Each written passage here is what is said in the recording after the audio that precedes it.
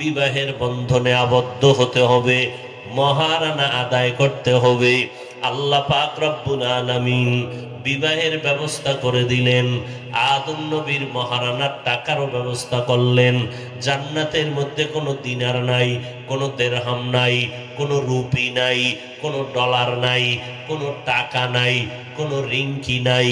জান্নাতের মধ্যে কেমনে আদম নবী স্ত্রীর মহারানা আদায় করবেন?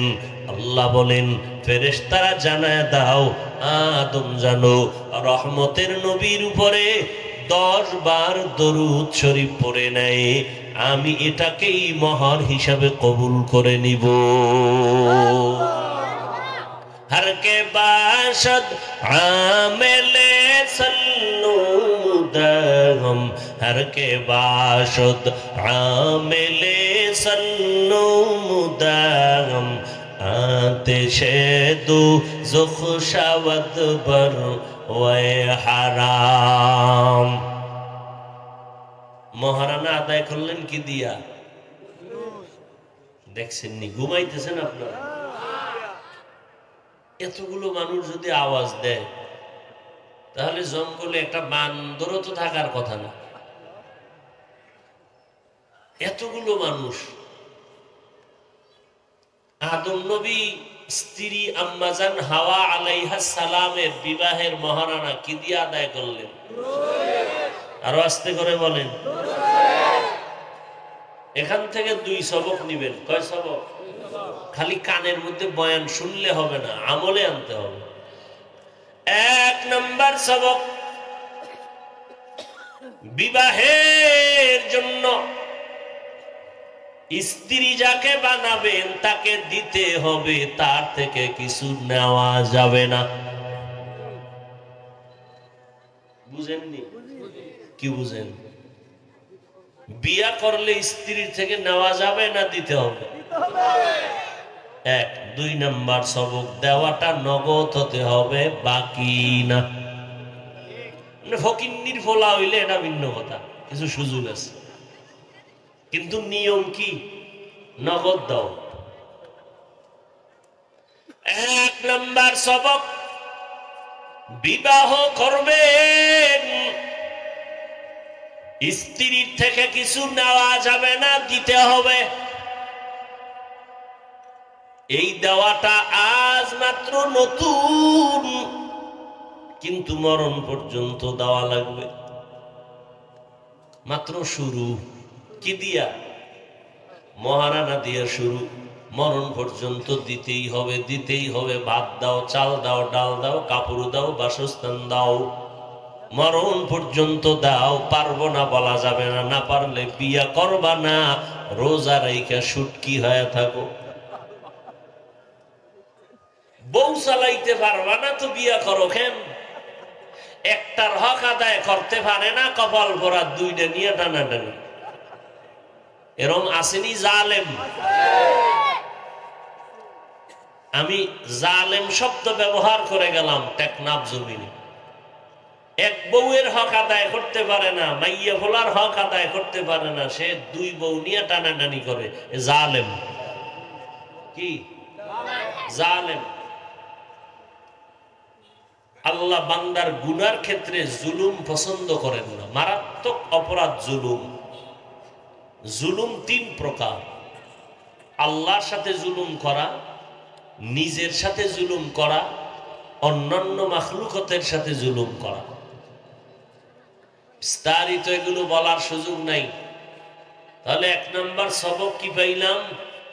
স্ত্রী থেকে নিব না দিব? দিব। এই দেওয়া একদিন না মরণ পর্যন্ত, কিন্তু শুরু হবে কি দিয়া? মহারানা দিয়া। দিতেই হবে এবং নগদ দিয়ে উদ্বোধন করো, কোনো বাকি টাকি নাই। আবার কয় মাপ লইয়া নিব, এটাও একটা ধোঁকা। বর্তমানে মহারানার মাপ নাই, তালাক দিলে আবার সব কোর্টের মাধ্যমে দিতে হয়। দেওয়া লাগেনি? লাগে। অতএব কোনো মাপ টাপ নাই, আগেই দিয়া দাও। তুমি যতটুকু পারবা অতটুকু মহারানা ধার্য করো। মাস্তানি করার চলবে না, ধর্মের বেলায় দ্বীনের বেলায় মাস্তানি চলে না, আল্লাহর মুহাব্বত চলে। ওখানে মাস্তানি না মুহাব্বত? ভাইরা আমার, স্ত্রীকে দিবা নেওয়া যাবে না। কি নেওয়া যাবে না? স্ত্রীর থেকে কি নেওয়া যাবে না? বর্তমানে নেয়নি। কি নেয়? যৌতুক নেয়, হারাম। মেয়ের বাবা যদি অন্তর খুলিয়া সব দিয়ে দেয় তোমার জন্য হাদিয়া, আর তুমি যদি চাইয়া 5টা টাকা নাও, তুমি হবা জালেম। জালেম আল্লাহর কাছে ঘৃণিত একটা পাপ। চাওয়া যাবে না, চাওয়ার বাহানাও করা যাবে না। বরং বাবা যে মাইয়াটাকে 16-17 বছর পর্যন্ত লালন পালন করে বড় করছে, তুমি এর এহসান হিসাবে তাকে দেও। কেমন দাওয়া দিবা? মাইয়ার বিয়ে যেদিনের তারিখ হবে, মাইয়ার বাড়ি কোনো অনুষ্ঠানও করা যাবে না। অনুষ্ঠান যদি করতে চাও, মাস্তানিয়ার বাহাদুরি যদি করতে চাও, ছেলের বাড়ি অনুষ্ঠান করো, মাইয়ার বাড়ি না। হ্যাঁ, মেয়ের বাবা যদি টাকাওয়ালা হয়, খাওয়াইতে চায়, তাহলে সীমাবদ্ধতার মধ্যে ডাকডোল পিটাইয়া না, ছোট্ট পরিসরে খানা দানা খাও। অনুষ্ঠান যদি করতে চাও, মেয়ের বাড়ি না, কার বাড়ি?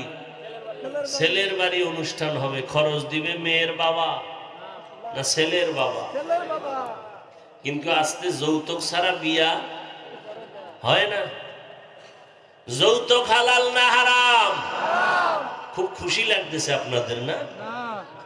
বাথরুমে গিয়া 250 গ্রাম পায়খানা খাইবেন যৌতুক না খাই,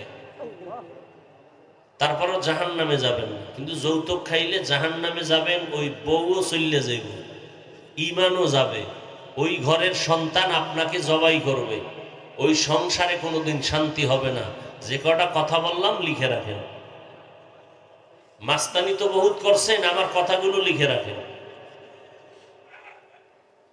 বহু সংসারে দেখা যায় যৌতুকের যে দরিয়া স্ত্রীকে জবাই করেছে জালেম।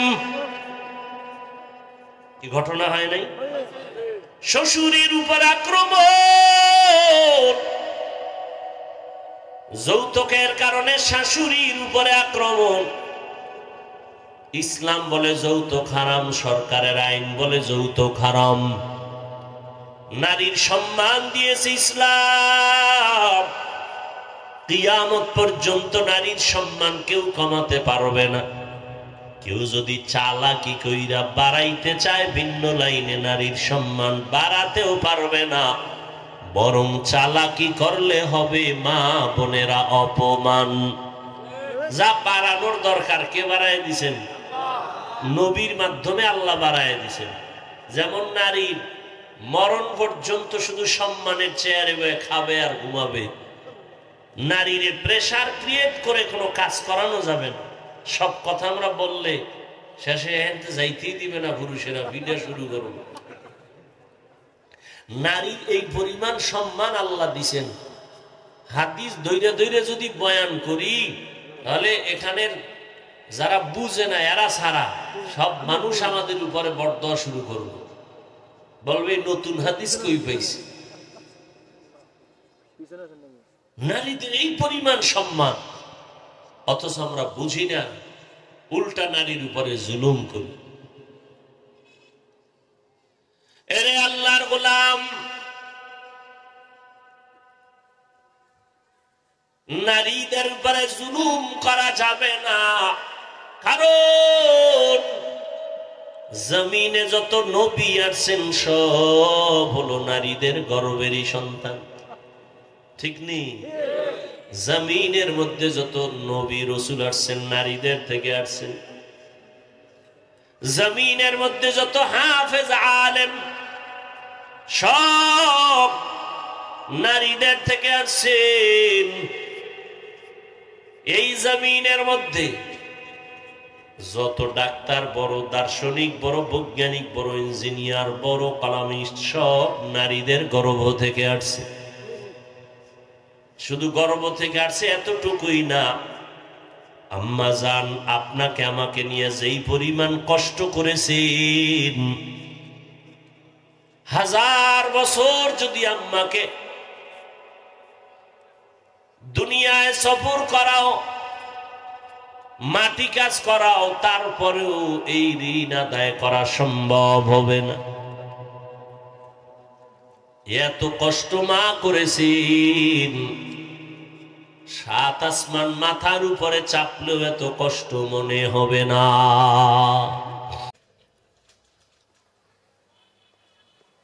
আল্লাহ সবাইকে হেদায়েতের দৌলত দান করেন।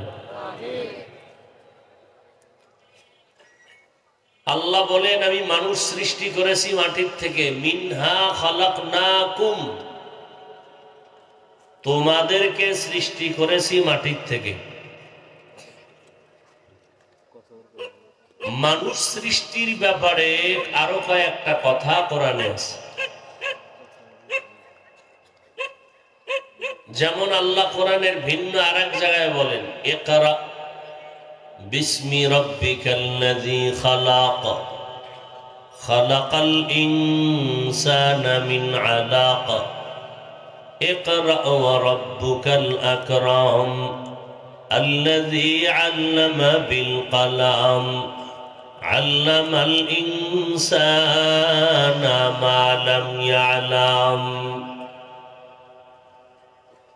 এখানে আল্লাহ বলেন, আমি মানুষ সৃষ্টি করেছি জমাট রক্ত থেকে। এতক্ষণ যে আয়াত পড়লাম সেখানে বলা হয়েছে মানুষ সৃষ্টি করা হয়েছে কিসের থেকে? মাটি। এখানে বলা হয়েছে জমাট রক্ত। আর এক জায়গায় আল্লাহ বলেন, আমি মানুষ সৃষ্টি করেছি এক ফোঁটা পানির থেকে। হাল আতা আলাল ইনসানি হিনুম মিনাদ দাহরি লাম ইয়াকুন শাইআম মাযকুরা ইন্না খালাকনাল ইনসানা মিন নুতফাতিন আমশাজিন নাবতালিহি ফাজআলনাহু সামিআম বাসীরা। ও মানুষ, তোমাদের কোনো অস্তিত্বই ছিল না। আমার আব্বা আমার আম্মা কখনো জানতেন না যে আমি বান্দার জমিনে আসবো। মায়ের গর্ভে যেদিন আমি আগমন করেছি, এক ফোঁটা পানি রূপ ধারণ করিয়া, ওই দিনও আমার আম্মা বুঝতে পারেন নাই হাফিজুর রহমান নামের বান্দা আমার গর্ভে আসতেছে। আল্লাহ পাক রব্বুল আলামিন বলেন, আমি আল্লাহ তোমাকে অস্তিত্বহীন থেকে অস্তিত্বের ভিতরে নিয়ে আসলাম এক ফোঁটা পানির মাধ্যমে। তাহলে এক আয়াতে পেলাম মানুষ আল্লাহ মাটির থেকে সৃষ্টি করেছেন, আর এক আয়াতে পেলাম মানুষ আল্লাহ জমাট রক্ত থেকে সৃষ্টি করেছেন, আর এক আয়াতে পেলাম আল্লাহ মানুষ এক ফোঁটা পানির থেকে সৃষ্টি করেছেন। এই সব কথার মধ্যে মূল কথা হলো মানুষ আসলেই মাটির সৃষ্টি।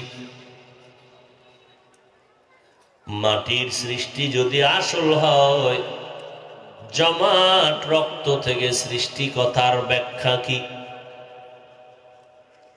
মাটির থেকেই যদি মানুষের সৃষ্টি এটাই আসল, তাহলে এক ফোঁটা নাপাক পানির থেকে সৃষ্টি হয়েছে মানুষ, তার ব্যাখ্যা কি? দ্বিতীয় কথা, আল্লাহ রব্বুল আলামিন মাটি থেকে বানাইছেন ডাইরেক্ট আদম আলাইহিস সালামকে। ডাইরেক্ট আদম আলা নবিয়িনা ওয়া আলাইহিস সালাতু ওয়াস সালাম কে আল্লাহ ডাইরেক্ট মাটির থেকে সৃষ্টি করেছেন, তাহলে মানুষ নাপাক পানির থেকে জমাট রক্ত থেকে সৃষ্টি কথার ব্যাখ্যা কি? আল্লাহ পাক ভিন্ন আয়াতের মধ্যে বলেন ওয়ালাকাদ খালাকনাল ইনসানা মিন সুলালাতিন মিন তিন সুম্মা জাআলনাহু নুতফাতান ফি ক্বারারিন মাকিন সুম্মা খালাকনান নুতফাতা আলাকাহ فخلقنا العلقة مضغة فخلقنا المضغة عظاما فكسونا العظام لحما ثم أنشأناه خلقا آخر فتبارك الله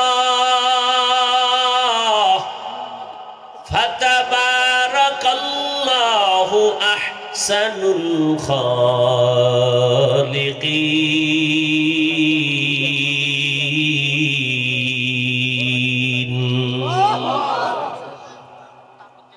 আল্লাহ তাআলা বলেন শক্ত মাটি দিয়া এক ফোঁটা পানির মিশ্রণে মানুষ তোমার সৃষ্টি হয়েছে। ওই পানিটা মায়ের বাচ্চা দানির মধ্যে নিয়া ফেরেশতাকে ওয়ার্কার বানাইয়া কয়েকদিন আমি এটাকে শোধন করাইয়া এই পানিটাকে জমাট রক্ত বানায় দিলাম। আবার এই রক্তের পিণ্ডটাকে ফেরেশতার মাধ্যমে শোধন করাইয়া আমি আল্লাহ গোশতে রূপান্তরিত করলাম। এর উপরে আবার হাড্ডি দিয়ে দিলাম, আবার এর উপরে আমি গোশতের ব্যবস্থা করলাম।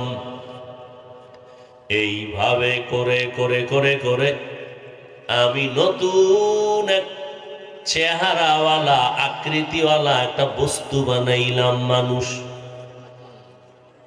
এমন সুন্দর করে বানাইছি, জমিনের একটা মানুষ আমি আল্লাহ অসুন্দর করে বানাই নাই। ওয়াত্তিনি ওয়াজ্জাইতুন ওয়া তুরি সিনিন ওয়া হাদাল বালাদিল আমিন লাকাদ খালাকনাল ইনসানা ফি আহসানি তাকওয়িম। চারটা জিনিসের শপথ করে আল্লাহ বলেন আমি মানুষকে এত সুন্দর করে সৃষ্টি করেছি, এমন সুন্দর আমি কোনো প্রাণী বানাই নাই। তিনের কসম, জৈতুনের কসম, তুরে সিনার কসম, নিরাপদ শহর মক্কা নগরীর কসম, আমি মানুষকে এত সুন্দর অবয়ব দিয়া বানাইছি, এমন সুন্দর আমি কোনো প্রাণী সৃষ্টি করি নাই। জিন এত সুন্দর, পরি এত সুন্দর, এর থেকে মানুষ আরো বেশি সুন্দর। আল্লাহর নূরের তৈরি ফেরেশতারা এত সুন্দর, এর থেকেও আল্লাহ বলেন আমি মানুষ বানাইছি আরো সুন্দর। মানুষের মতো সুন্দর আমি কোনো প্রাণী বানাই নাই। ও মানুষ, আমি আল্লাহ তোমাকে সুন্দর করে বানাইলাম। এরে গোলাম, আল্লাহ তাআলা বলেন রক্তের পিণ্ড থেকে তোমার সৃষ্টি।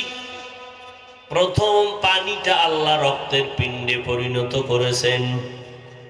মানুষের জীবনের পরিচালনার একটা শক্তি হলো ভেতরে রক্ত। রক্ত যদি জমাট হয়ে যায় মানুষটার বাঁচে না। এই দিকে ইঙ্গিত করে আল্লাহ বলেন আমি মানুষ রক্ত থেকে বানাইছি। এবার আসেন আসল কথা, মানুষ মাটির সৃষ্টি। তবে আদম আলাইহিস সালামকে আল্লাহ ডাইরেক্ট মাটির থেকে বানাইছেন। আদম নবী একজন না অনেক? কথা বলেন না কেন? একজন। তাহলে বলা উচিত ছিল মিনহা খালাকনাকা, ও আদম আমি তোমাকে মাটির থেকে সৃষ্টি করেছি। কিন্তু মিনহা খালাকনাকুম বললেন কেন? তোমাদেরকে বললেন কেন? এখানে ডাইরেক্ট আদমকে মাটির থেকে বানাইছেন, আল্লাহ তাআলা তোমাদেরকে বলবেন কেন? তোমাকে বলা প্রয়োজন ছিল। এর কারণ হলো আল্লাহ পাক শুধু আদমকে বলেন নাই, আওলাদে আদমকেও আল্লাহ ইঙ্গিত করে বলেন, এই আদম সন্তান, তোমার বাবা যেমন মাটির সৃষ্টি, তোমরাও মাটির সৃষ্টি। বলে তা কেমনে? মা বাবা যেই পদার্থের হয় সন্তান ওই পদার্থের হবে। বাঘের পেটে বাঘ হবে, বানরের পেটে বানর হবে, ঠিক নেই? জিনের থেকে জিন আসবে, ফেরেশতা থেকে ফেরেশতা আসবে, মাটির থেকে মাটির মানুষ আসবে। এরে আল্লাহর গোলাম, আল্লাহ পাক আদম নবীকে ডাইরেক্ট মাটির থেকে বানাইয়া এরপরে আল্লাহ আদমকে জান্নাতে থাকার জন্য দিলেন। পয়গম্বর আদম জান্নাতের মধ্যে আরামে ঘুমাচ্ছেন। এতটাই ঘুমে বিভোর, ঘুমের মধ্যে বিভোর হয়ে গেলেন। এত ঘুম, রব্বে কারীম কুদরতের হাত বাড়াইয়া আদম নবীর পিঠের এক অংশের থেকে পাজরের হাড়গুলো বের করলেন। বের করার পর আল্লাহ পাক আম্মা জান হাওয়া আলাইহিস সালামকে বানাইলেন বিশ্ব সুন্দরী। এমন সুন্দর করে বানাইয়া জান্নাতি পোশাক দিয়া আম্মা জানকে জান্নাতের মধ্যে বসায় রাখলেন। আদম আলাইহিস সালাম ঘুম থেকে সজাগ হইয়া নজর চলে গেল আম্মা জানের দিকে। মনের আকর্ষণ বাড়তেছে, আম্মা জানের দিকে আকৃষ্ট হচ্ছে। ফেরেশতারা আওয়াজ দিলেন, ও বাবা আদম, মনটা তো ওদিকে যায়। বলে হ্যাঁ যায়। বলে এমনে যাইলে হবে না, আল্লাহর আইনে বিধান আছে, বৈধতা করে যেতে হবে, অবৈধভাবে গেলে হবে না, ডাইরেক্ট গেলে সমস্যা, একটু ঘুরাইয়া যেতে হবে। বলে ঘুরাইয়া কেমনে যাবা? বিবাহের বন্ধনে আবদ্ধ হতে হবে, মহারানা আদায় করতে হবে। আল্লাহ পাক রব্বুল আলামিন বিবাহের ব্যবস্থা করে দিলেন। আদম নবীর মহারানার টাকারও ব্যবস্থা করলেন। জান্নাতের মধ্যে কোনো দিনার নাই, কোনো দিরহাম নাই, কোনো রুপি নাই, কোনো ডলার নাই, কোনো টাকা নাই, কোনো রিংকি নাই। জান্নাতের মধ্যে কেমনে আদম নবী স্ত্রীর মহারানা আদায় করবেন? আল্লাহ বলেন, ফেরেশতারা জানায় দাও আদম জানো রহমতের নবীর উপরে 10 বার দরুদ শরীফ পড়ে নেয়, আমি এটাকেই মহর হিসাবে কবুল করে নিব। हर के बाशद आमेले सल्लू मुदगम, हर के बाशद आमेले सल्लू मुदगम, आतिशे दो जुख शवद बर वे हराम। মহারানা আদায় করলেন কি দিয়া? দেখছেন নি? ঘুমাইতেছেন আপনারা? এতগুলো মানুষ যদি আওয়াজ দেয় তাহলে জঙ্গলে একটা বান্দরও তো থাকার কথা না। এতগুলো মানুষ। আদম নবী স্ত্রী আম্মাজান হাওয়া আলাইহিস সালামের বিবাহের মহারানা কি দিয়ে আদায় করলেন? আরো আস্তে করে বলেন। এখান থেকে 2 সবক নিবেন। কয় সবক? খালি কানের মধ্যে বয়ান শুনলে হবে না, আমলে আনতে হবে। 1 নম্বর সবক, বিবাহের জন্য স্ত্রী যাকে বানাবেন তাকে দিতে হবে, তার থেকে কিছু নেওয়া যাবে না। বুঝেননি? কি বুঝেন? বিয়া করলে স্ত্রীর থেকে নেওয়া যাবে না দিতে হবে? এক। ২ নাম্বার সবক, দেওয়াটা নগদ হতে হবে, বাকি না। ফকিন্নির ফোলা হইলে এটা ভিন্ন কথা, কিছু সুযোগ আছে, কিন্তু নিয়ম কি? নগদ দাও। ১ নাম্বার সবক, বিবাহ করবেন, স্ত্রীর থেকে কিছু নেওয়া যাবে না, দিতে হবে। এই দেওয়াটা আজ মাত্র নতুন, কিন্তু মরণ পর্যন্ত দেওয়া লাগবে। মাত্র শুরু। কি দিয়া? মহারানা দিয়া শুরু, মরণ পর্যন্ত দিতেই হবে, দিতেই হবে। ভাত দাও, চাল দাও, ডাল দাও, কাপড় দাও, বাসস্থান দাও, মরণ পর্যন্ত দাও। পারবো না বলা যাবে না, না পারলে বিয়া করবা না, রোজা রাইখা সুটকি হয়ে থাকো। বউ চালাইতে পারবা না তো বিয়া করো কেন? একটার হক আদায় করতে পারে না, কপাল ভরা দুইটা নিয়ে টানাটানি। এরকম আসেনি জালেম? আমি জালেম শব্দ ব্যবহার করে গেলাম টেকনাফ জমিনে। এক বউয়ের হক আদায় করতে পারে না, মাইয়া ফোলার হক আদায় করতে পারে না, সে 2 বউ নিয়ে টানাটানি করে, জালেম। কি জালেম? আল্লাহ বান্দার গুনার ক্ষেত্রে জুলুম পছন্দ করেন না, মারাত্মক অপরাধ জুলুম। জুলুম 3 প্রকার: আল্লাহর সাথে জুলুম করা, নিজের সাথে জুলুম করা, অন্যান্য মাখলুকতের সাথে জুলুম করা। বিস্তারিত এগুলো বলার সুযোগ নাই। তাহলে 1 নাম্বার সবক কি পাইলাম? স্ত্রী থেকে নিব না দিব?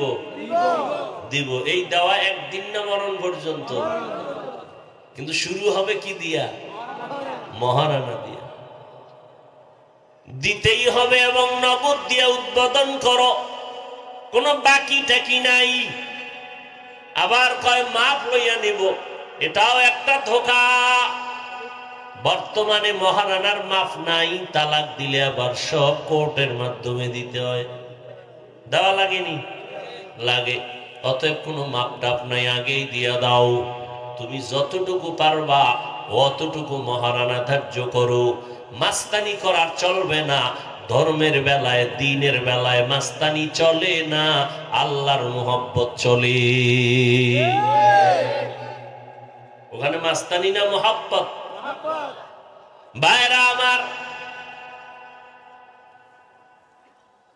স্ত্রীকে দিবা, নেওয়া যাবে না। কি নেওয়া যাবে না? স্ত্রীর থেকে কি নেওয়া যাবে না? বর্তমানে নেয়নি। কি নেয়? যৌতুক নেয়, হারাম। মেয়ের বাবা যদি অন্তর খুলিয়া সব দিয়ে দেয় তোমার জন্য হাদিয়া, আর তুমি যদি চাইয়া 5টা টাকা নাও, তুমি হবা জালেম। জালেম আল্লাহর কাছে ঘৃণিত একটা পাপ। চাওয়া যাবে না, চাওয়ার বাহানাও করা যাবে না। বরং বাবা যে মাইয়াটাকে 16-17 বছর পর্যন্ত লালন পালন করে বড় করছে, তুমি এর এহসান হিসাবে তাকে দেও। কেমন দেওয়া দিবা? মাইয়ার বিয়ে যেদিনের তারিখ হবে, মাইয়ার বাড়ি কোনো অনুষ্ঠানও করা যাবে না। অনুষ্ঠান যদি করতে চাও, মাস্তানিয়ার বাহাদুরি যদি করতে চাও, ছেলের বাড়ি অনুষ্ঠান করো, মাইয়ার বাড়ি না। হ্যাঁ, মেয়ের বাবা যদি টাকাওয়ালা হয়, খাওয়াইতে চায়, তাহলে সীমাবদ্ধতার মধ্যে ডাকডোল পিটাইয়া না, ছোট্ট পরিসরে খানা দানা খাও। অনুষ্ঠান যদি করতে চাও, মেয়ের বাড়ি না, কার বাড়ি? ছেলের বাড়ি অনুষ্ঠান হবে। খরচ দিবে মেয়ের বাবা না ছেলের বাবা? কিন্তু আজকে যৌতুক ছাড়া বিয়া হয় না। যৌতুক হালাল না হারাম? খুব খুশি লাগতেছে আপনাদের না? বাথরুমে গিয়া 250 গ্রাম পায়খানা খাইবেন যৌতুক না খাই, তারপরও জাহান্নামে যাবেন না। কিন্তু যৌতুক খাইলে জাহান্নামে যাবেন, ওই বউও চললে যাইব, ঈমানও যাবে, ওই ঘরের সন্তান আপনাকে জবাই করবে, ওই সংসারে কোনোদিন শান্তি হবে না। যে কটা কথা বললাম লিখে রাখেন। মাস্তানি তো বহুত করছেন, আমার কথাগুলো লিখে রাখেন। বহু সংসারে দেখা যায় যৌতুকের যে দরিয়া স্ত্রীকে জবাই করেছে জালেম। কি ঘটনা হয় নাই? শ্বশুরের উপর আক্রমণ, যৌতুকের কারণে শাশুড়ির উপরে আক্রমণ। ইসলাম বলে যৌতুক হারাম, সরকারের আইন বলে যৌতুক হারাম। নারীর সম্মান দিয়েছে ইসলাম, কিয়ামত পর্যন্ত নারীর সম্মান কেউ কমাতে পারবে না। কেউ যদি চালাকি কইরা বাড়াইতে চায় ভিন্ন লাইনে, নারীর সম্মান বাড়াতেও পারবে না, বরং চালাকি করলে হবে মা বোনেরা অপমান। যা বাড়ানোর দরকার কে বাড়ায় দিছেন? নবীর মাধ্যমে আল্লাহ বাড়ায় দিছেন। যেমন নারীর মরণ পর্যন্ত শুধু সম্মানের চেয়ারে বসে খাবে আর ঘুমাবে, নারীর প্রেসার ক্রিয়েট করে কোনো কাজ করানো যাবে না। সব কথা আমরা বললে শেষে হেনতে যাইতেই দিবে না, পুরুষেরা ভিডিও শুরু করব। নারীর এই পরিমাণ সম্মান আল্লাহ দিছেন। হাদিস ধৈর্য ধৈর্য যদি বয়ান করি, তাহলে এখানের যারা বুঝে না এরা ছাড়া সব মানুষ আমাদের উপরে বরদোয়া শুরু করবে, বলবে নতুন হাদিস কই পাইছে। নারীদের এই পরিমাণ সম্মান, অথচ আমরা বুঝি না, উল্টা নারীর উপরে জুলুম করি। এরে আল্লাহর গোলাম, নারীদের উপরে জুলুম করা যাবে না, কারণ জমিনে যত নবী আসছেন সব হলো নারীদের গর্ভেরই সন্তান, ঠিক নেই? জমিনের মধ্যে যত নবী রাসূল আসছেন নারীদের থেকে আসছেন। জমিনের মধ্যে যত হাফেজ আলেম সব নারীদের থেকে আসছেন। এই জমিনের মধ্যে যত ডাক্তার, বড় দার্শনিক, বড় বৈজ্ঞানিক, বড় ইঞ্জিনিয়ার, বড় কালামিস্ট সব নারীদের গর্ভ থেকে আসছে। শুধু গর্ভ থেকে আসছে এতটুকুই না, আম্মা জান আপনাকে আমাকে নিয়ে যেই পরিমাণ কষ্ট করেছেন, 1000 বছর যদি আম্মাকে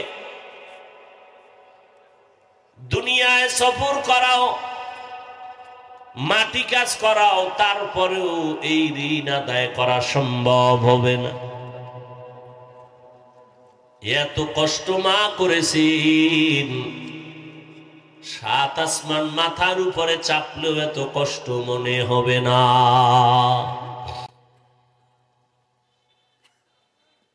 ভাইরা আমার, এই জন্য মায়ের এত দাম। এইভাবে একটা একটা একটা একটা যদি আমি আলোচনা শুরু করি, রাত চলে যাবে, নারীদের মর্যাদার বয়ান শেষ হবে না। উদরে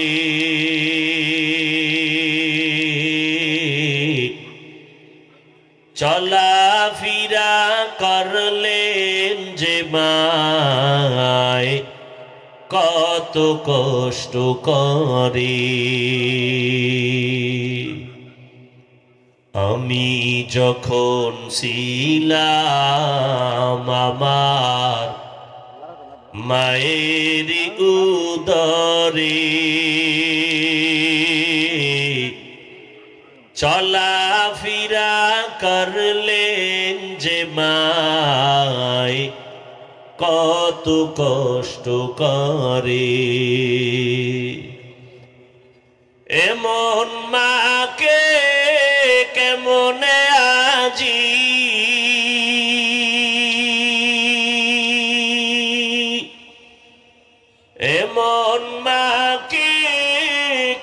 মনে আজি যাব আমি ভুলিয়া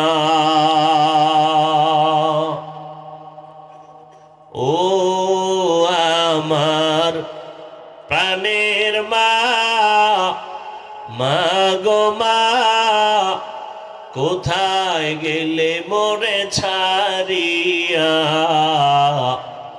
জনম দুঃখী ইয়াতিম আমি চাই না কেহ ফিরিয়া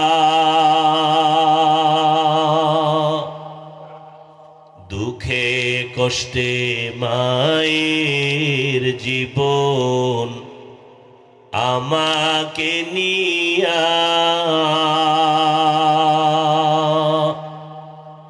শোধ করিতে পারব নারী জীবনটা দিয়া দুঃখে কষ্টে মায়ের জীবন আমাকে নিয়া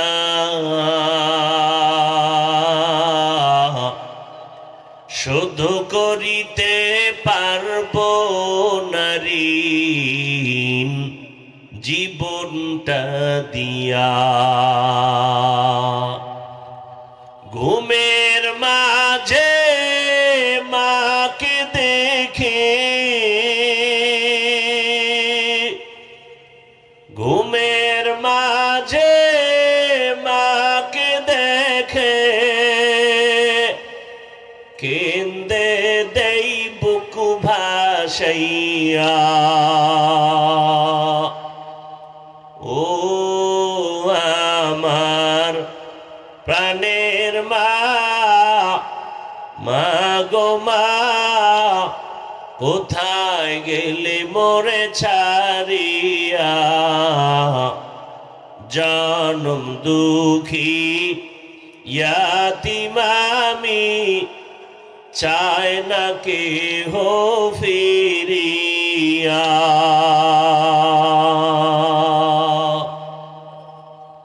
এরে নবীর উম্মত এই মায়ের এত অবদান একটা সন্তান ভালো হওয়া খারাপ হওয়া মায়ের অবদানের উপরে নির্ভর করে এই জমিনে যত ভালো ভালো সন্তান আসছে সব মায়ের অবদানের কারণেই হয়েছে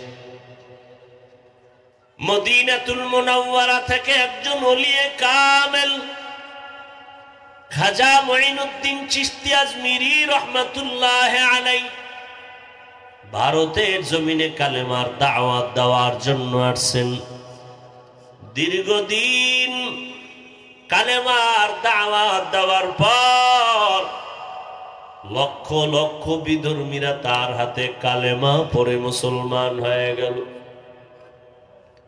মঈনুদ্দিন চিশতি আজমিরি মায়ের কাছে বয়া বড় মুস্কি হাসেন আর আনন্দ করেন আম্মা জান বললেন রে সন্তান এতটা খুশি আর আনন্দ কেন খাজা মঈনুদ্দিন চিশতি আজমিরি বলেন রে আম্মা জান আল্লাহর শুকর এই ভারতের জমিনে দাওয়াতের কাজ করার বিনিময়ে আমার হাতে লক্ষ লক্ষ বিধর্মীরা কালেমা পড়ে মুসলমান হয়ে গেছে আম্মা জান ডেকে বলে এই সন্তান এগুলো তোমার কোনো বাহাদুরি না আমি মায়ের অবদান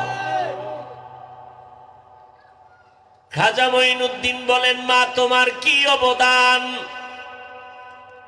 মা ডেকে বলেন রে সন্তান আমার গর্ভে তুই যেদিন আসছো ওই দিন থেকে রাতের ঘুম আমার নষ্ট করে ফেলেছি এমন একটা রাত নাই সেজদায় পড়ে কাঁদি নাই দোয়া করি নাই কারণ আমার আল্লাহ রাতের গভীরে প্রথম আসমানে আসেন বান্দা কি চায় তা দেওয়ার জন্য অতিও গভীর হয় রজনী যখন নীরবে প্রভুর নাম জপিও তখন, প্রভুর করুণা যদি পাইবারে চাও, গভীর রাতে উঠে প্রভুর গুণগান গাও। এরে পর্দার আড়ালের আম্মা জানেরা, আপনারা নবীদের মায়ের মতো মা, সাহাবায়ে কেরামদের মায়ের মতো মা, আলেম হাফেজে কোরআনদের মায়ের মতো মা। এরে আম্মা জান, এত সম্মান আমার আপনাদের আল্লাহ দান করেছেন। আপনারা খাদিজাতুল কুবরা রাদিয়াল্লাহু তাআলা আনহার মতো দামি নারী, আপনারা আয়েশা রাদিয়াল্লাহু আনহার মতো নারী, ফাতেমা রাদিয়াল্লাহু তাআলা আনহার মতো দামি নারী। এরে আম্মা জান, আপনাদের এত সম্মান আল্লাহ দান করেছেন। ইসমাঈল নবীর মা হাজেরা আলাইহা সালামের মতো আপনারা দামি নারী। ঈসা নবীর মা মারিয়াম আলাইহা সালামের মতো আপনারা দামি নারী। বেঈমান ফিরআউন, এত বড় বেঈমান, জমিনের মধ্যে এর মতো বেঈমান আর কেউ হতে পারে না। কিন্তু মাওলা পাকের কুদরত, গোবরের মধ্যেও পদ্ম ফুল ফুটাইতে কে পারেন? কাদের কুদরত দারি বর কামাল, আনতা রব্বি আনতা হাসবি জুল জালাল, তুহি কাদের জলিলুল্লাহ জাহাদার, বহর হালি তুহি মেরা নেগাহদার। যেই ফেরাউন ক্ষমতার চেয়ারে বসে বলে আমি সব থেকে বড় খোদা, ওই ফেরাউনের স্ত্রীর নাম জানেননি? কথা কয় না, কি নাম? যেই ফেরাউন আমার আল্লাহর বিরুদ্ধে যুদ্ধ ঘোষণা দিয়া নিজে খোদা দাবি করলো, আল্লাহর বড় কুদরত, ওই ফেরাউনের আপন স্ত্রী আসিয়াকে আমার আল্লাহ জান্নাতি হিসাবে কবুল করেছেন। কেমন জান্নাতি? আল্লাহর নবী বলেন, কিয়ামতের ময়দানে জান্নাতের মধ্যে আমি মুহাম্মদের সাথে আসিয়ার সাথে বিবাহের ব্যবস্থা হবে। এত সম্মান আম্মা জানেন। এরে আম্মা জান, কিয়ামতের ময়দানে চারজন নারীকে আল্লাহর ফেরেশতারা জান্নাতের 8টা দরজা খুলে ডাকবে, আসো জান্নাতের দরজা খোলা কোনো হিসাব নাই, বিনা হিসাবে ঢুকো, জান্নাতের যেই কোনো দরজা দিয়া ঢুকে যাও। কয়জন? 4 জন নারীকে জান্নাতের ফেরেশতারা ডাকবে, কোনো হিসাব নাই, ঢুকে যাও। এত সম্মান নারীদের, এই নারীর উপরে কোনো জুলুম করা যাবে না। খাজা মঈনুদ্দিনের মা ডেকে বলে, রে সন্তান, একটা রাত আমি ঘুমাই নাই, আল্লাহর কাছে দোয়া করেছি, হে মালিক, আমার গর্বের সন্তানটাকে তুমি ওলিয়ে কামেল বানাও। তুমি যখন দুনিয়াতে আসছো, দুনিয়ায় আসার পরে তুমি আমার দুগ্ধ পান করেছো। এই মঈনুদ্দিন, তুমি আমার যতদিন পর্যন্ত দুগ্ধ পান করেছো, আল্লাহর জাতের কসম করে বলি, আমি তোর মা একটা ফোঁটা দুধ তোর মুখে বিনা অজুতে দেই নাই।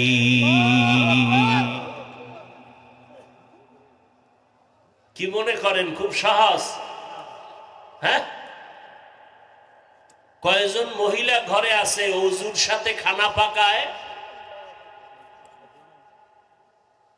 নাই বললে হবে না, আছে, আছে, আলহামদুলিল্লাহ, আমি শুকর আদায় করছি, আছে।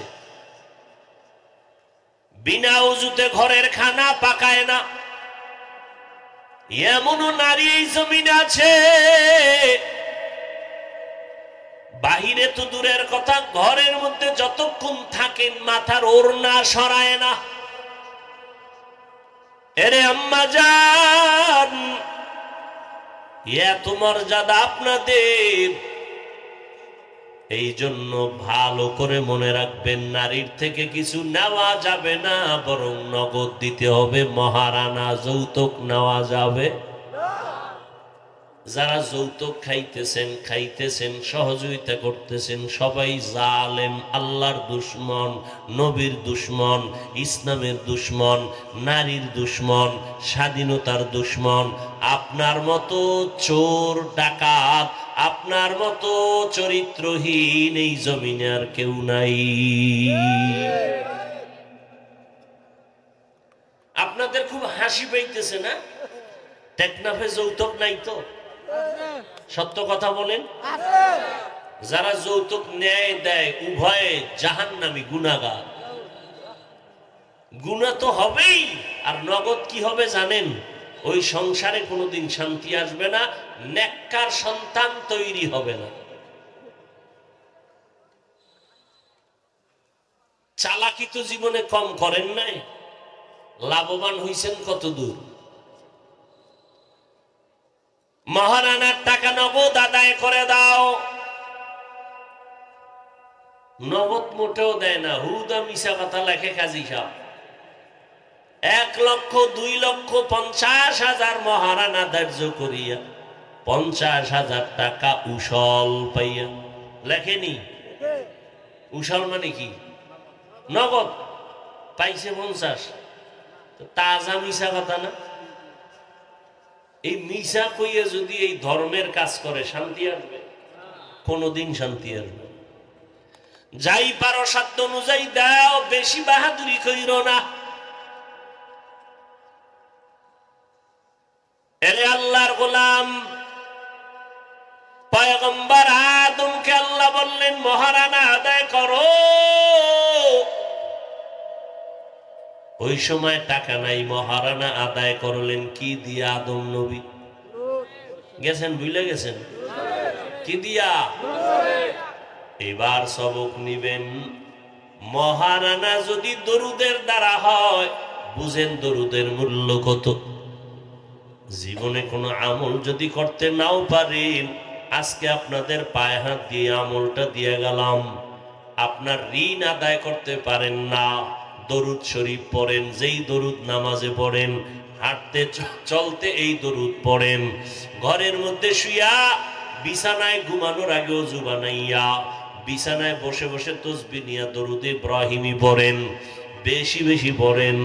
ইনশাআল্লাহ দরুদের বরকতে সব সমাধান হয়ে যাবে আল্লাহর কুদরতের দ্বারা।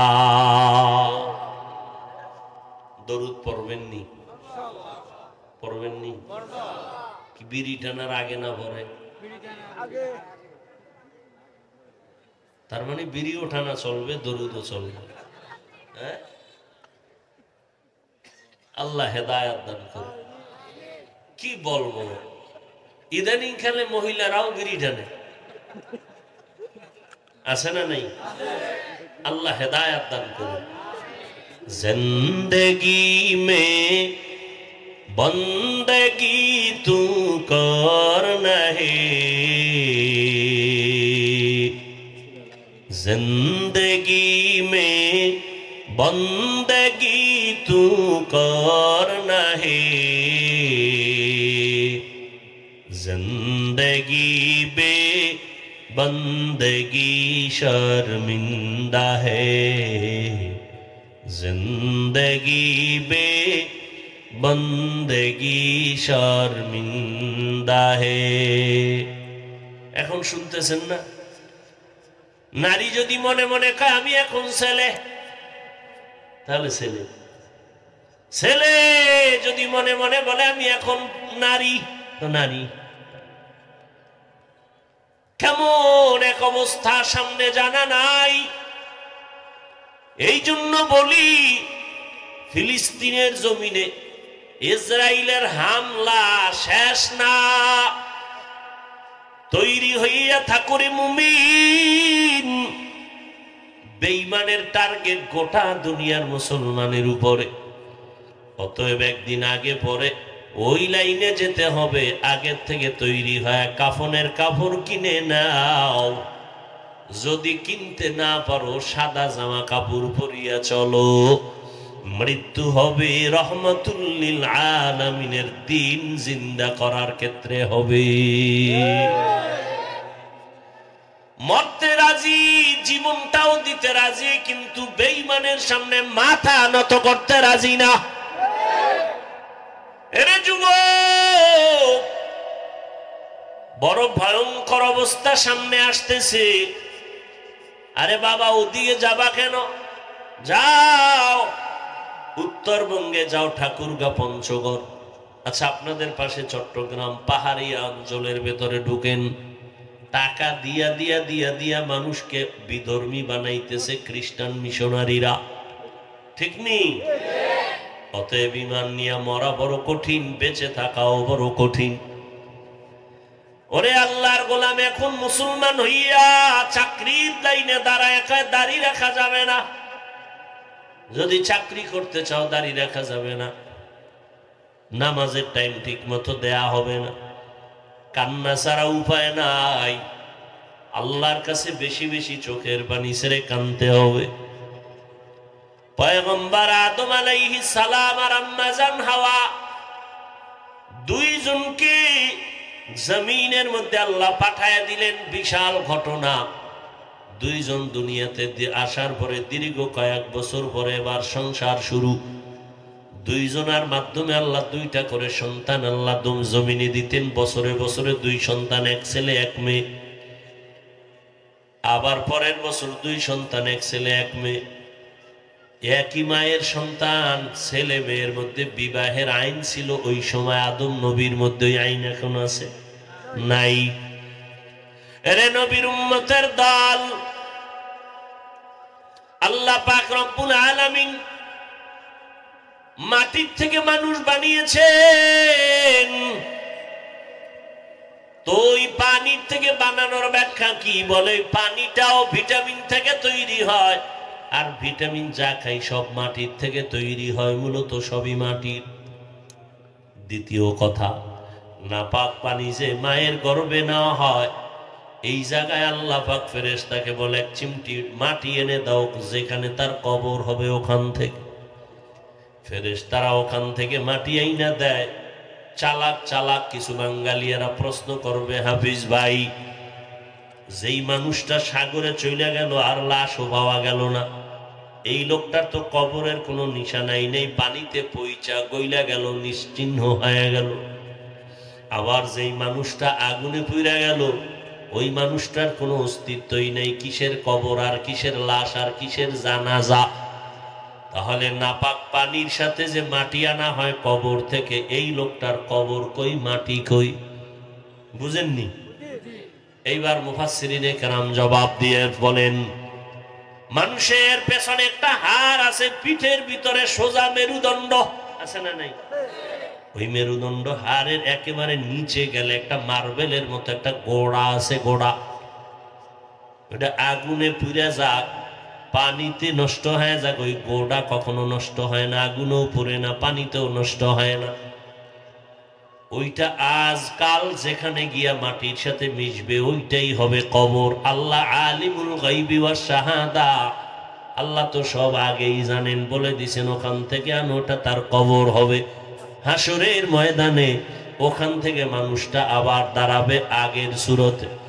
এরে নবীর উম্মতের দল, এইবার আল্লাহ তাআলা বলেন, ও মাটির মানুষ, আমি তোমাদেরকে পায়ের নিচের মাটির থেকে বানাইছি। আমি আল্লাহ এত যুক্তি দিয়া তোমাদের কেমনে মাটি প্রমাণ করতে চাই, তার কারণটা কি? আমি আল্লাহ বুঝাইতে চাই, নূরের সৃষ্টি আমার কাছে শ্রেষ্ঠ না, আগুনের সৃষ্টি আমার কাছে শ্রেষ্ঠ না, আমার কাছে মাটির সৃষ্টি মানুষ হলো শ্রেষ্ঠ। এটা বুঝাবার জন্য আমি এতক্ষণেই বয়ান করলাম। নূরের সৃষ্টি আল্লাহর কাছে শ্রেষ্ঠ না? আগুনের সৃষ্টি শ্রেষ্ঠ না? একমাত্র মাটির সৃষ্টি আল্লাহর আদালতে শ্রেষ্ঠ মানুষ। এইবার আল্লাহ মিনহা খালাকনাকুম এই শব্দের আলোচনা চলতেছে রে বাবা। আল্লাহ বলেন আমি তোমাদের মাটির থেকে বানাইয়া দুই সবক দিলাম। এক নাম্বার, তোমাদের পায়ের নিচের মাটি থাকে নিচে, উপরে মারলেও নিচে যায়, তোমার নিচে মাটি। তবে মাটির থেকে বানাইয়া সম্মানটা পায়ের নিচে রাখি নাই, বরং সম্মান দিলাম আরশে আজিম থেকেও বড় উপরে। সম্মান দিলাম সবার উপরে। ওয়ালাকাদ কাররামনা বানি আদম ওয়া হামালনাহুম ফিল বাররি ওয়াল বাহরি ওয়া রাযাকনাহুম মিনাত তাইয়্যিবাত ওয়া ফাদ্দালনাহুম আলা কাসীরিন মিম্মান খালাকনা তাফদীলা। বনি আদম বড় দামি, তোমাকে পায়ের নিচের মাটির মতো রাখি নাই, সম্মান সবার উপরে দিছি। কেন তোমার এত সম্মান? তোমার শক্তি বেশি এই জন্য? বলেন, কথা বলেন। তোমার এলেম বেশি এই জন্য? তোমার চেহারা সুন্দর এই জন্য? না। তুমি বেশি আল্লাহর জিকির করো এই জন্য? না না, তোমার থেকে বড় জ্ঞানী আমি আল্লাহ ভিন্ন মাখলুক বানাইছি। মৌমাছির দিকে তাকায় দেখো কত বড় জ্ঞানী, বাবুই পাখির দিকে তাকায় দেখো কত জ্ঞান তাদের, মৌমাছির দিকে তাকাইয়া দেখো আমেরিকার মৌমাছি বাংলাদেশের মৌমাছি গুলো একই শিক্ষকের ছাত্র। এরা দেখছনি কেমনে মধু বাসা বানায়। এমন সুন্দর একটা গাছের ডালের নিচ অংশে বানাইছি, উপরে বানায় না, নিচে বানায় রাখছে। উপরে বানাইলে তো বুঝা যাইব ডালা, গাছের ডালা তাকে ধইরা রাখছে, নিচে বানাইছে ঝুইলা রইছে। দেখছনি বুয়েটের ইঞ্জিনিয়ার বিল্ডিং বানায় আঁকা বাঁকা হয়ে যায় সুতায় টান দিল। মৌমাছি গুলো এত সুন্দর বাসা বানাইছে, বেডরুম আলাদা, ড্রয়িং রুম আলাদা, ডাইনিং আলাদা, বাথরুম আলাদা। মধু রাখার বোতল গুলো সব নিচের দিয়ে সমান, মধু ভরা। এক একটা মৌ পোকার বাসায় 20 কেজি, 30 কেজি, 40 কেজি মধু। ঠিক নেই? এক ফোঁটা মধুও পড়ে না। বোতলের মুখগুলো খোলা, পড়ছে? পড়ে নাই। এরে আল্লাহর গোলাম, রুম গুলো কত সুন্দর সাজানো, একটা সুতায় কোনো ব্যবধান নাই। তাহলে জ্ঞানের দিক থেকে ভিন্ন মাখলুক, তোমাদের থেকে বড় জ্ঞানী। ইঁদুর আছে না, ইঁদুর, কথা বলেন না কেন? এরা কত ব্রেনি। ধান খেত দেখছেন নি? ধান খায়, ধান খায়, কত বড় চালাক। ধান খাইতে গিয়া তারা আত্মগোপনে যায়, জানে ঔষধ দিয়ে মাইরা ফালাইব। বাঙালি বড় খারাপ। ইঁদুরে কিন্তু ভিতরে সুরঙ্গ পথ বানায় রাখছে, সুরঙ্গ, পৃথিবীর কেউ জানে না। এখান থেকে 1.5 মাইল দূরে একটা দৌড় মাইরা হেন গিয়ে আরামে ঘুমায় খাইয়ে লইয়া। আমনের ক্ষেতের ধান খাইয়া ঘুমাইছে আর এক ক্ষেতে। এরে মানুষ, তোমার জ্ঞান দিয়ে তুমি বড় না, শক্তির কারণে তোমার সম্মান না। তোমার থেকে একটা বড় শক্তি হলো মশা। মশার শক্তি বেশি। একটা মশায় যদি মেজাজ গরম করে, বনিয়াদম আরামে 1 সেকেন্ড ঘুমাইতে পারবে না। গরুর শক্তি বেশি, বাঘের শক্তি বেশি, হাতির শক্তি বেশি। ঠিক নেই? এরপরে বলছি, বেশি বেশি আমরা ইবাদত করি, আল্লাহর জিকির করি, এই জন্য সম্মান না। কারণ আল্লাহর 24 ঘন্টা গুণগান গায় একমাত্র ফেরেশতারা, 1 সেকেন্ড গুনাহ করে না, আল্লাহর বদনাম করে না। অল টাইম আল্লাহর গুণগান করে কারা? তাহলে বেশি বেশি আল্লাহর গুণগান গাইলে যদি শ্রেষ্ঠ হয়, ফেরেশতারা শ্রেষ্ঠ? কয় না না, বেশি গুণগান গাওয়ার কারণে না। তাহলে কারণটা কি জানোনি? মানুষের মধ্যে আলাদা একটা গুণ আল্লাহ দিছে। মানুষের মধ্যে গুণটা ফেরেশতার মধ্যেও নাই, পশুর মধ্যেও নাই। বলে কি? মানুষের মধ্যে এমন একটা গুণ আল্লাহ দিছেন, মানুষের ভিতরে গুনাহের আকর্ষণ তৈরি করেছেন। গুনাহ করার মতো মজা বুঝারও শক্তি অন্তরে আছে, কিন্তু মানুষ গুনার মজা পাইয়া শাস্তির ভয়ে, সাজার ভয়ে যদি নিজেকে কন্ট্রোল করে, তখন তার সম্মান হবে ফেরেশতার উপরে। আর যদি গুনার সাজা, গুনার মজা পাইয়া সাজাকে ভয় না করিয়া গুনার মজায় লিপ্ত হয়, আল্লাহ তাআলা কোরআনের আর এক আয়াতে বলেন, তখন এটা মানুষ না, পশুর থেকেও খারাপ। ওয়ালাকাদ যারানা লিজাহান্নামা কাসীরাম মিনাল জিন্নি ওয়াল ইনসি লাহুম কুলুবুন লা ইয়াফকাহুনা বিহা ওয়ালাহুম আ'য়ুনুন লা ইউবসিরুনা বিহা ওয়ালাহুম আযানুন লা ইয়াসমাউনা বিহা উলাইকা কাল আনআমি বাল হুম আদাল উলাইকা হুমুল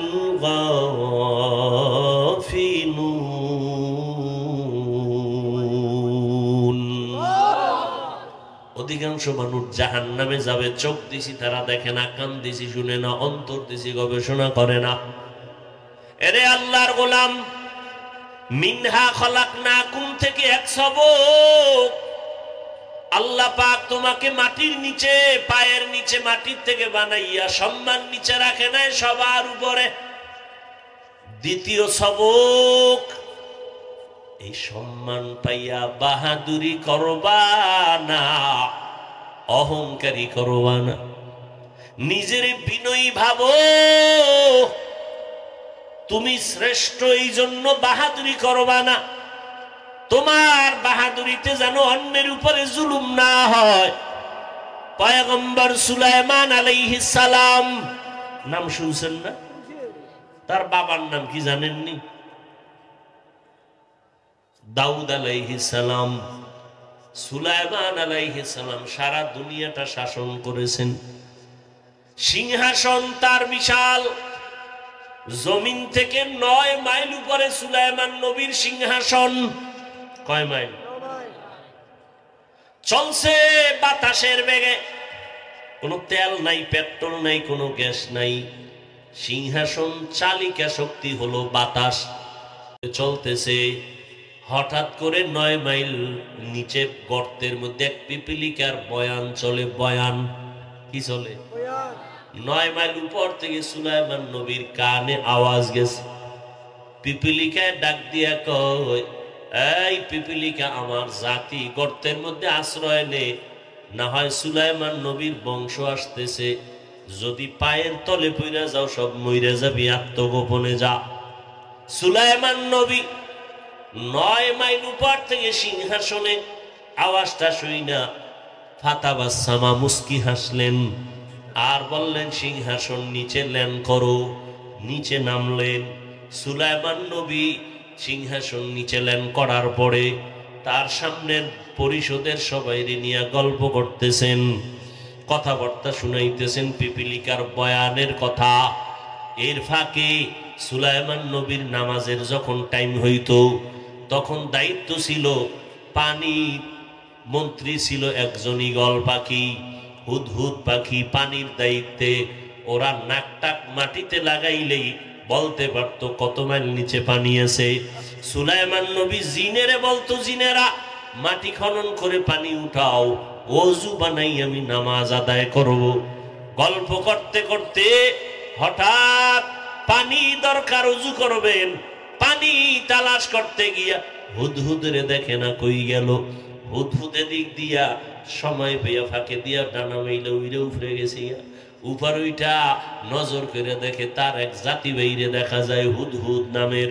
দৌড়াইয়া গেল, এই তুই এখানে কে? বলে তুই কে? বলে আমি সুলাইমান নবীর অনুগত। বলে সুলাইমান কে? সুলাইমান কে মানে সারা দুনিয়া শাসন করে, মাত্র নাম শুনলাম। তুমিও হুদহুদ, আমিও হুদহুদ, আমার হুদহুদ। এইবার সুলাইমান নবীর হুদহুদ ডাকিয়া কয়, তুমি সুলাইমানের নাম শুনছো, তুমি কোন মাস্তানের ঘরে আসো? আমার মাস্তান কোনো পুরুষ না, আমার বাহাদুর হলো একজন নারী, বিলকিস রমণী। তাই নাকি? বলে হ্যাঁ। কোথায় তোমার রমণী? বিলকিস রানী। বলে মুলকে সাবা। কয় তাই নাকি? বলে হ্যাঁ, চলো একটু দেখে আসি। গোটা দুনিয়া শাসন করে সুলাইমান, যার চোখের ইশারায় আঙ্গুলের ইশারায় গোটা দুনিয়া চলে। এখানে আবার কোন ম্যাডাম আইসা দেশের মধ্যে বাহাদুরি করে, এক নজর দেখে আসি।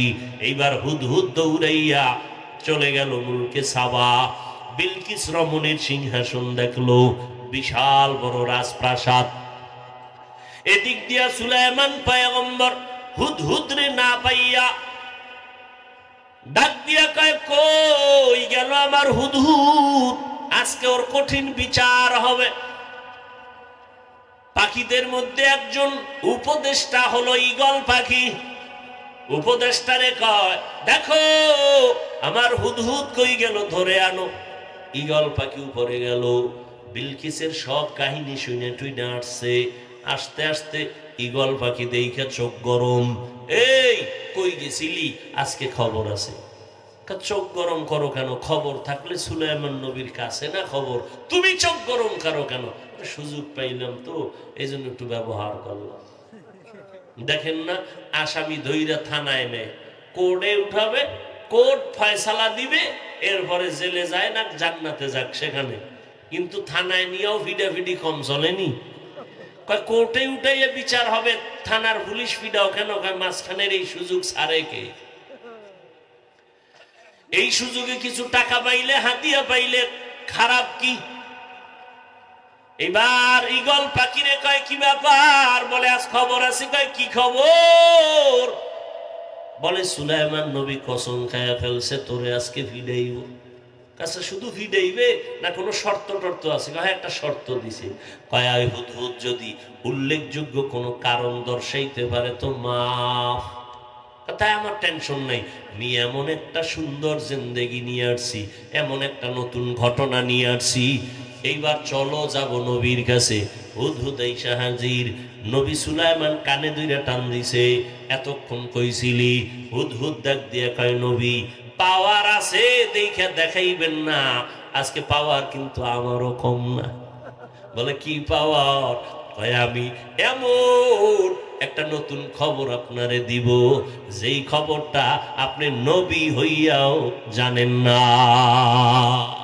সুবহানাল্লাহ, আপনি নবী হইয়াও জানেন না। সুলাইমান নবী লইরা সইরা বইছে, কি কও? আমি নবী হইয়া জানি না, তুই হুদহুদ জানো? হ্যাঁ জানি। আপনি সারা দুনিয়ার দেশ চালান আপনি, কিন্তু আপনার এখানে ভাগ বসানেওয়ালা বাহাদুর বয়া রয়েছে। কয় কে? কয় আপনার মতো না, সে একজন ম্যাডাম।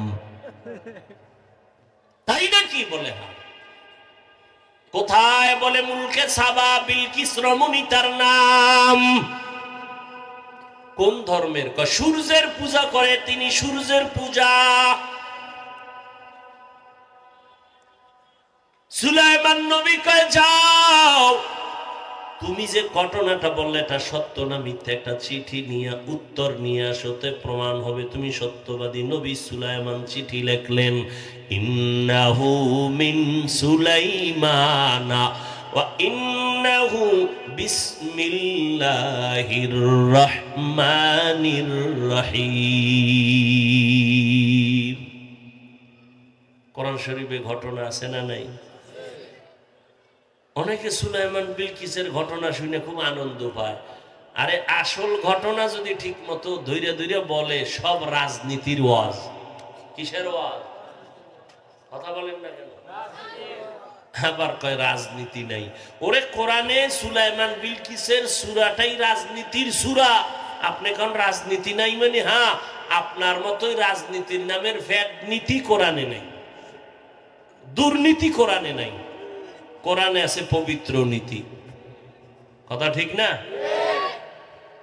ইউসুফ আলাইহিস সালাম আর জুলাইখার ঘটনা রাজনীতির ঘটনা। সব বিশাল বড় আলোচনা। সূরা নমল 19 পারা। সুলাইমান বিলকিসের ঘটনা।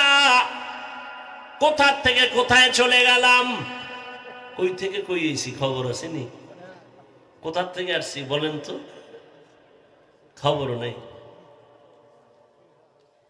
এরে আল্লাহর গোলাম, মাটির মানুষ হইয়া বাহাদুরি করিও না শ্রেষ্ঠ,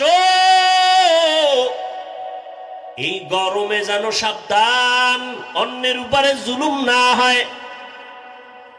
সুলাইমান নবী এত সিংহাসন নিয়ে চলেন, পিপিলিকার উপরে যেন জুলুম না হয়।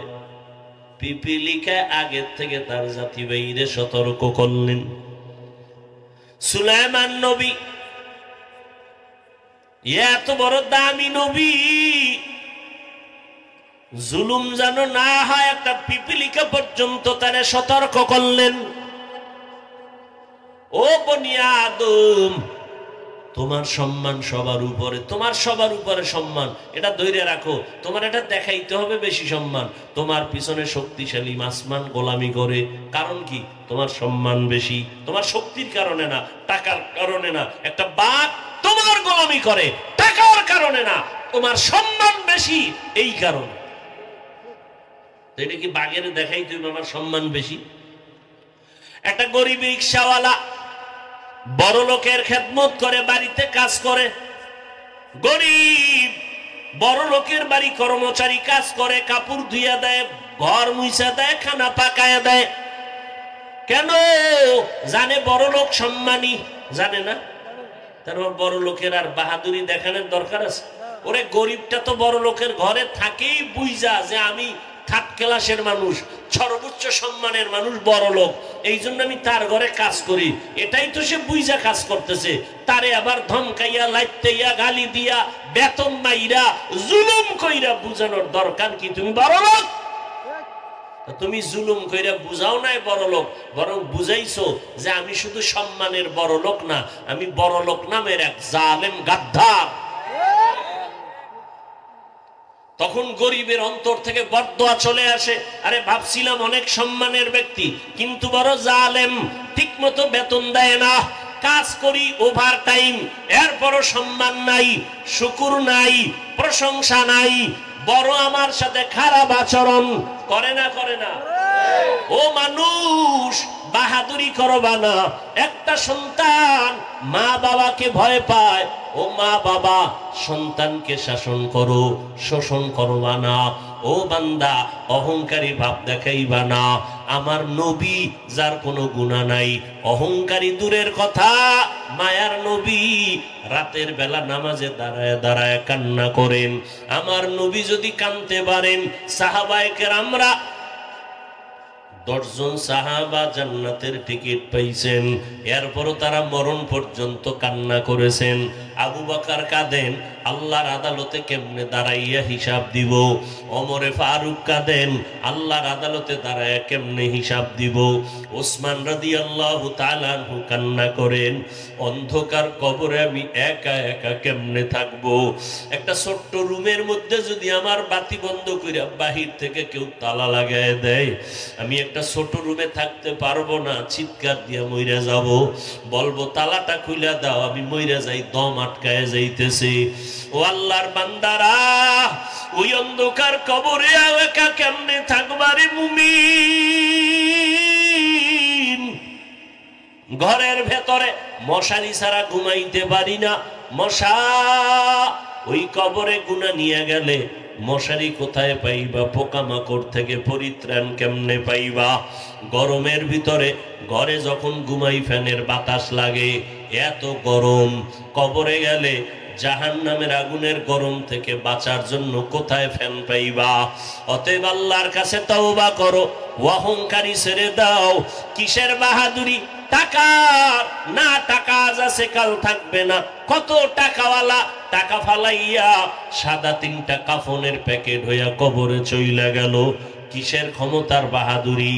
রে বাবা, বিএনপি এক সময় ক্ষমতায় ছিল, কত বাহাদুর। আজকে আওয়ামী লীগ আছে, তারা বাহাদুরি করে। আবার তারা এক সময় থাকবে না, আর এক দল আসবে, এরা দুর্বল হবে, তারা বাহাদুরি করবে। ঠিক নেই? কিসের বাহাদুরি করি রে বাবা? আজকে একজন এমপি সাহেবকে পুলিশে কত সালাম দেয়, কত স্যালিউট দেয়। যখন এমপির কার্ডটা না পায়, ভোট না পায়, পাশ করতে না পারে, তখন একজন পুলিশও তারে আর কেউ স্যালিউট দেয় না। ঠিক নেই?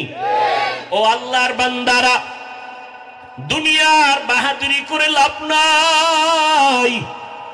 ওরে মাওলার কাছে বাহাদুর হও, মাথা নত কইরা আল্লাহর ইবাদতে জীবনটা কাটায় দাও, গুনাহমুক্ত জীবন তৈরি করো। নেক আমল করতে পারি না পারি, গুনার কাজ করা যাবে না। অন্তর তৈরি করে নাও। টাকার অহংকার, বাড়ির অহংকার, গাড়ির অহংকার, সন্তানের অহংকার কিসের কিছুই না রে বাবা।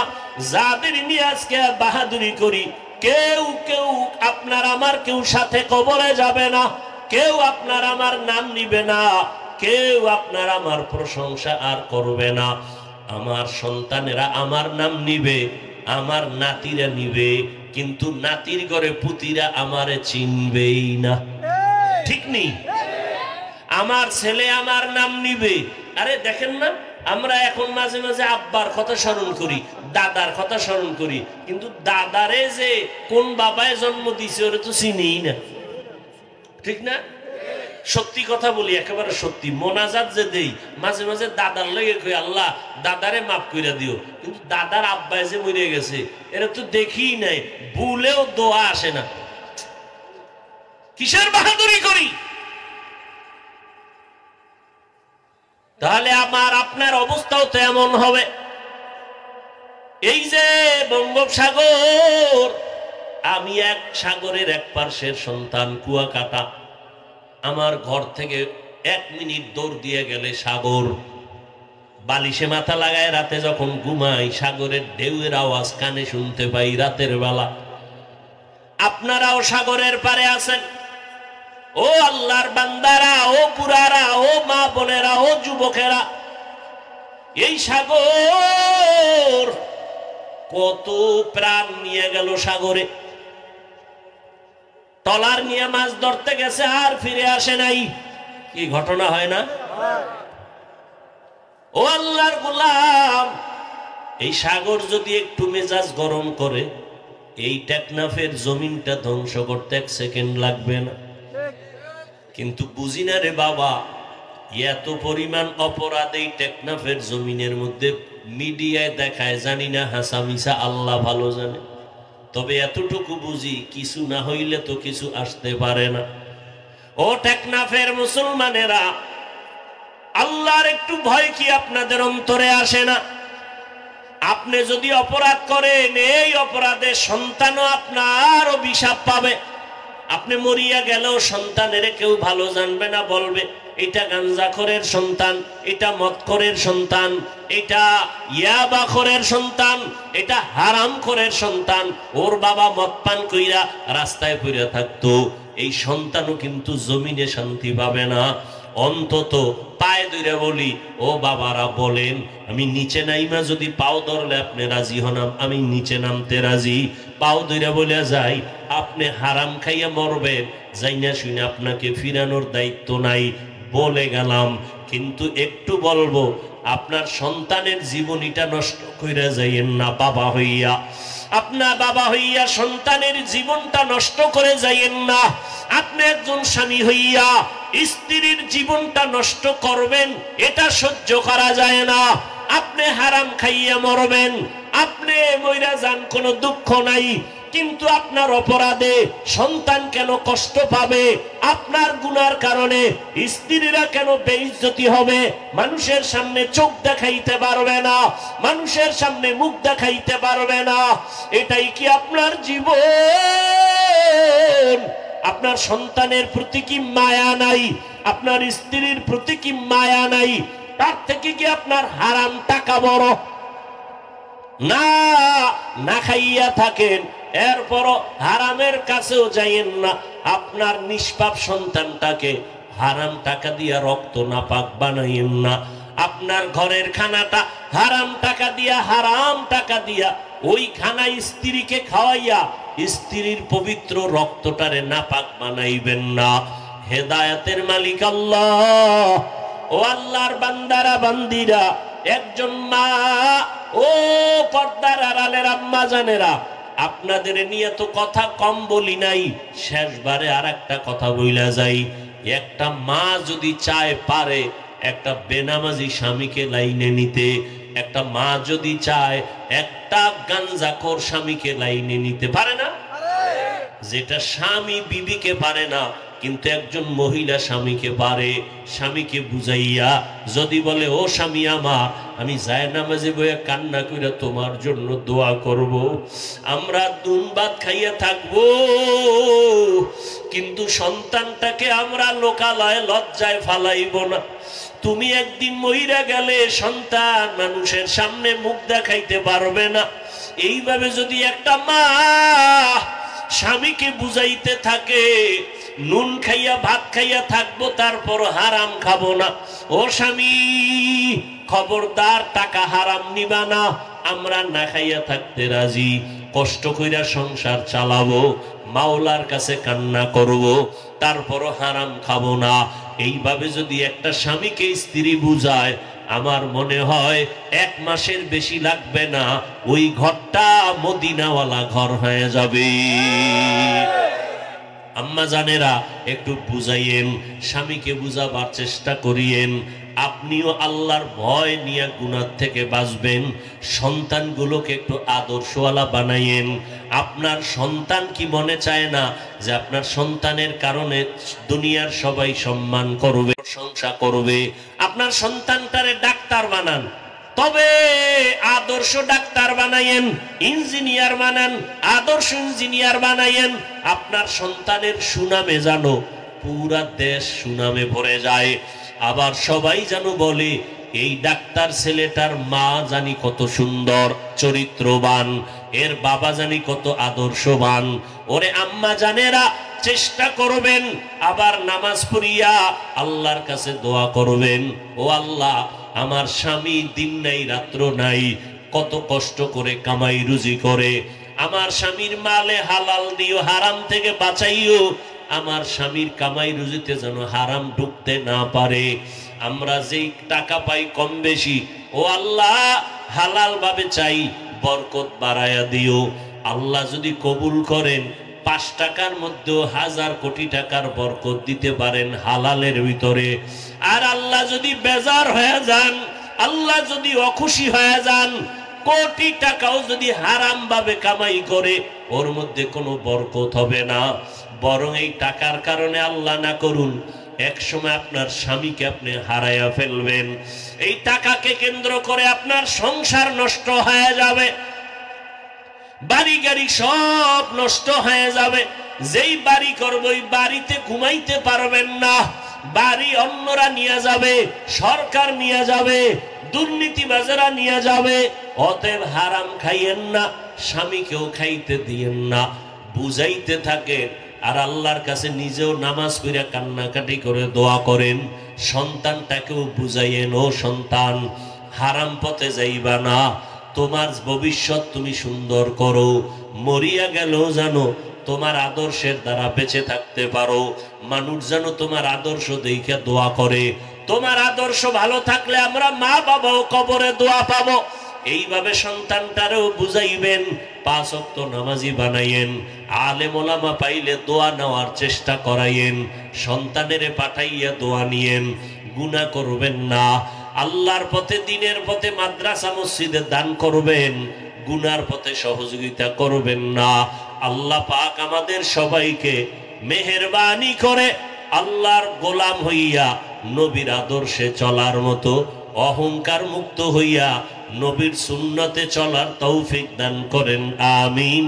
আলহামদুলিল্লাহি রাব্বিল আলামিন, ওয়াসসালাতু ওয়াসসালামু আলা সাইয়্যিদিল আমবিয়াই ওয়াল মুরসালিন ওয়া আলা আলিহি ওয়া আসহাবিহি আজমাইন। ইয়া আরহামার রাহিমিন, ইয়া আরহামার রাহিমিন, ইয়া আরহামার রাহিমিন। রব্বিরহামহুমা কামা রাব্বায়ানি সগীরা। আল্লাহুম্মা ইন্নাকা আফুউন কারীম তুহিব্বুল আফওয়া ফা'ফু আন্না। আল্লাহুম্মা ইন্না নাসআলুকা রিযাকা ওয়াল জান্নাহ ওয়া নাউযু বিকা মিন সাখাতিকা ওয়ান নার। ও দয়ার মালিক, কত উলামায়ে কেরাম, কত মুরব্বী, কত যুবক, কত ছাত্র ভাই, কত ব্যবসায়ী, কত চাকরিজীবী, পর্দার আড়ালের কত মা